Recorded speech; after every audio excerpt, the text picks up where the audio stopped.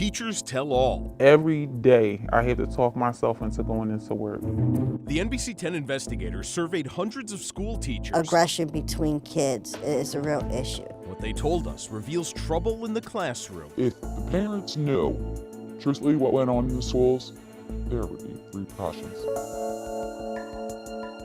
Philadelphia schools' district-wide test results show that when it comes to math, science, and literacy, tests don't crack 50% proficiency. That's according to performance testing results district-wide. The NBC 10 investigators, we wanted to understand exactly what was standing in the way of learning. And the first thing that we learned was that teachers are stressed. Philadelphia school teachers say they're risking their jobs to talk to us. I have high school kids who read at a kindergarten level. They wanted to explain why test scores for literacy, math, and science remain low inside Philadelphia's schools. We're asked to teach to the test.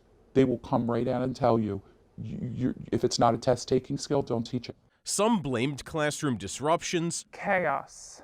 I can describe it as students running around the school like a pack of wolves all day long. Some pointed to class size. In my experience, once you pass 20 kids, that's when you start to see a lot of the problem behaviors. More than 500 Philadelphia school teachers took our Teachers Tell All survey. The survey found almost 60% say they have considered leaving the profession in the last 2 years. Everything is dictated to you. You have basically no say. It's almost as if we're reading from a script. They described a disconnect between teaching to students' needs and abilities and teaching to a state test. How can you teach a child at the 9th grade level when he can't even comprehend on the 4th grade level? In our survey, teachers identified the biggest hurdle to staying in the classroom. Number one, with 41%, is stress associated with demands on teachers. Number two, student behavior. Pay was third. The current pay scale for Philadelphia teachers is between $46,000 and $84,000. That depends on education and experience. 35% of teachers surveyed said a raise is the number one thing that would get them to stay. The rate of teacher quitting is about double that of professors, for instance. It's even higher than nurses. It's even a little higher in police, which surprised me. Richard Ingersoll is an education and sociology professor at the University of Pennsylvania. His research shows more than 40% of teachers nationwide leave teaching within 5 years of entering it. It's not that we produce too few, it's that we lose too many. The district says most of its teachers stay, and records given to the Department of Education by the district over the last 5 years show that more than 90% of teachers stay in their jobs. But the head of the Philadelphia Teachers Union does not believe that number. I don't believe that it's 90%, particularly in a number of schools that each year have a large number of teacher vacancies that they have to fill. Stability is important. Stability is extremely important. We wanted to talk with Philadelphia School Superintendent William Hite specifically about what teachers told us in our survey. We sent the results to the district's communications staff, but Hite said he hadn't seen what teachers told us and wasn't interested in talking about our survey. I don't know what was on your survey. He said more teachers responded to the district's own survey. I feel like we get a lot of information from individuals and from teachers in particular. The teachers union said what its members told us about school stress is accurate and should be looked at. These are the needs coming from the people on the front line every day doing the job of teaching Philadelphia's children. I don't want to leave, but if it gets worse, I guess I'm going to have to reconsider. Out-of-pocket costs also have some teachers questioning their school district. Our Teachers Tell All survey shows that some teachers spent hundreds, others thousands of dollars of their own money on common classroom supplies like pens, pencils, paper, and more. Last year was over $600, $500 to $1,000 a year. And I'm up to $600 that I've spent in my classroom. I don't have money to spare, but I'm committed to teaching. Almost 75% of the teachers said they spend north of $300 each year. One teacher wrote they spend $1,600, another more than $2,000 a year, and one said $5,000. I'm spending a lot of my money on pencils and pens and tissues and Clorox wipes, and the city does, or my school provides some of that, but they run out. the school district didn't have the kind of resources I needed to support my students in literacy, reading, and writing, I would buy them out of my own pocket. 4 out of 5 teachers we surveyed told us they believe the supplies they bought should be provided by their school, not students. Why are teachers spending so much of their own money in the classroom? I don't. You have to ask the teachers that. They said that it's because the district doesn't supply We actually do enough supply materials. We do supply materials, and we actually supply reimbursements for materials that teachers spend. The School District of Philadelphia's website says it reimburses teachers up to $100 a year for school supplies, but fewer than 20% of the teachers we surveyed said they got reimbursement from the district.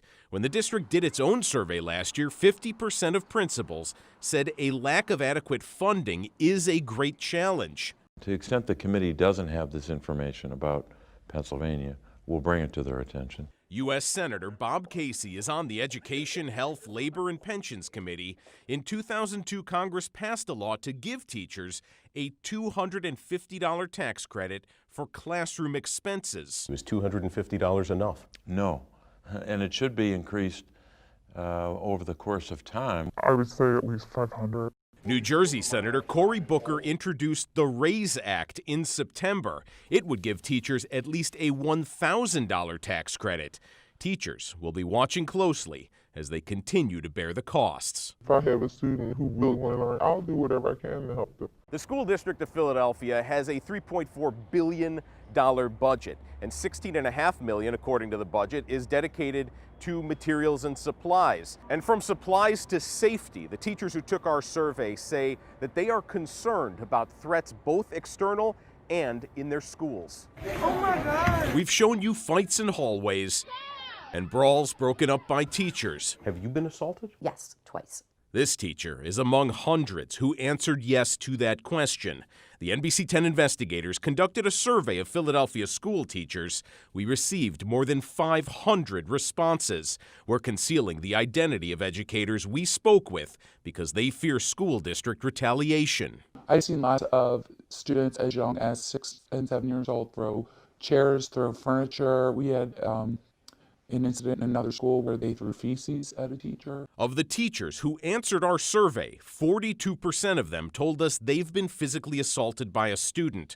38% told us they don't believe their school is well protected against violence, whether it be external or internal. One teacher wrote, "I've been punched, kicked, and scratched." Another described being hit by a metal trash can. Some wrote about being injured by students, including, "My neck was sprained, and I was punched in the stomach by a student when I was 7 months pregnant." There's clearly something going on that needs to be attended to. We showed our survey results to educational psychology professor Eric Anderman. He studies violence against teachers. It looked to me like your elementary teachers are the ones who are feel the least safe and feel like they see the most violence, which that surprised me. State safe school records show in the last 5 full school years, 785 incidents of aggravated assault on school staff. And if you want people to learn, you've got to get them to focus. These are distractions from focusing. A lot of it is disciplinary. There's no consequences. Even the littlest kid can,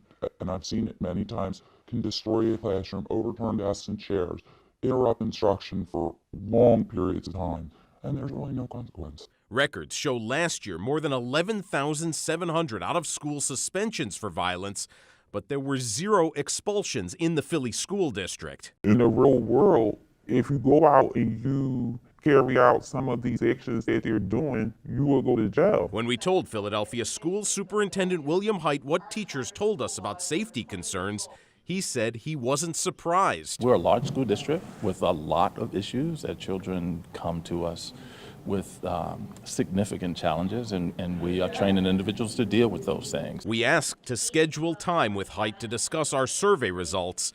He declined, so we met up with him after a school board meeting. Many individuals are concerned about safety, and they're concerned about the health and welfare of their students. He said the district's own survey showed staff bothered by school safety.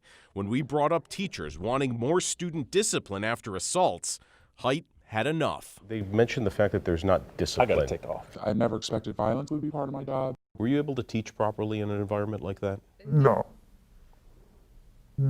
there was little education went on when those occurrences occurred. More than 60% of teachers told us they don't believe that their school is well protected against violence. After that school board meeting, we again asked for time to talk with Superintendent Height about what teachers told us. The district declined.